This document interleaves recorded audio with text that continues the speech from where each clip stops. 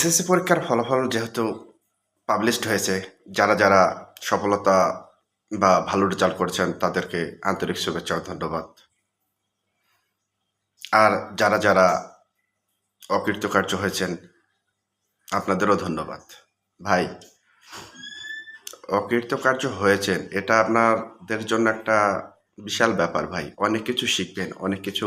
আর পড়াশোনা হচ্ছে কেমন? পড়াশোনা হচ্ছে একটা মাধ্যম মাত্র, যেখানে আপনি সবখানে হয়তো বা অ্যাপ্লাই করতে পারবেন, কিন্তু পড়াশোনা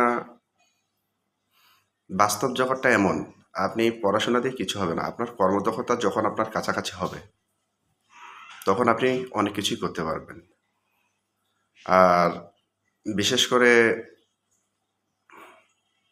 সমস্যা নাই, এবছরে পাশ করতে পারেন নাই তো কী হয়েছে, সামনের বছরে পাশ করবেন। হয়তোবা আপনারা যারা যারা এসএসসি পরীক্ষা দিয়েছেন এদের মধ্যে থেকেই অনেকজন অনেক কিছু হবেন। ভাই, একটা জিনিস লক্ষ্য করে রাখবেন, জীবনে যারা অনেক সফল হয়েছে তাদের জীবনী পড়বেন। অনেকে অনেক কিছু পড়াশোনাই করেনি, তারপরে জীবনে অনেক কিছু করতেছে। বুকের সাহস লাগে ভাই, বুকের সাহস লাগে। কারণ হচ্ছে, আপনি যদি জীবনে উন্নতি করতে চান তাহলে আপনার পড়াশোনা পড়াশোনায় আটকাবে না। আপনি চাইলে আপনি পড়াশোনা না করেও আপনার যদি প্রতিভা থাকে তাহলে আপনি জীবনে অনেক উন্নতি করতে পারবেন। আর পড়াশোনা, ভাই, শিক্ষিত লোকদের অবস্থা দেখছেন? আমি শিক্ষিত লোকদের খারাপ বলতেছি না, বাট শিক্ষিত লোকদের অবস্থা দেখছেন? অনেক বৃদ্ধাশ্রমে দেখবেন শিক্ষিত লোকদের বাবা মাই অনেক বেশি।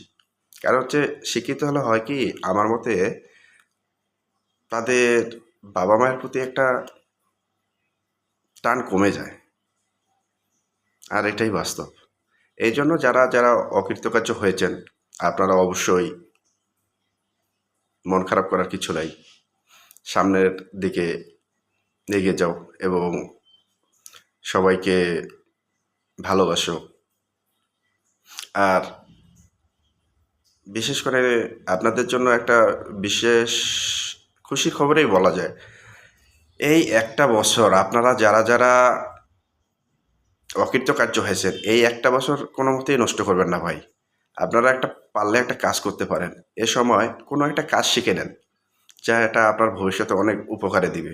পাশাপাশি পড়াশোনা করেন এবং একটা কোনো না কোনো হাতের কাজ শিখে নেন, যাতে ভবিষ্যতে আপনার ভবিষ্যৎ নিয়ে আর কোনো টেনশন করার লাগবে না।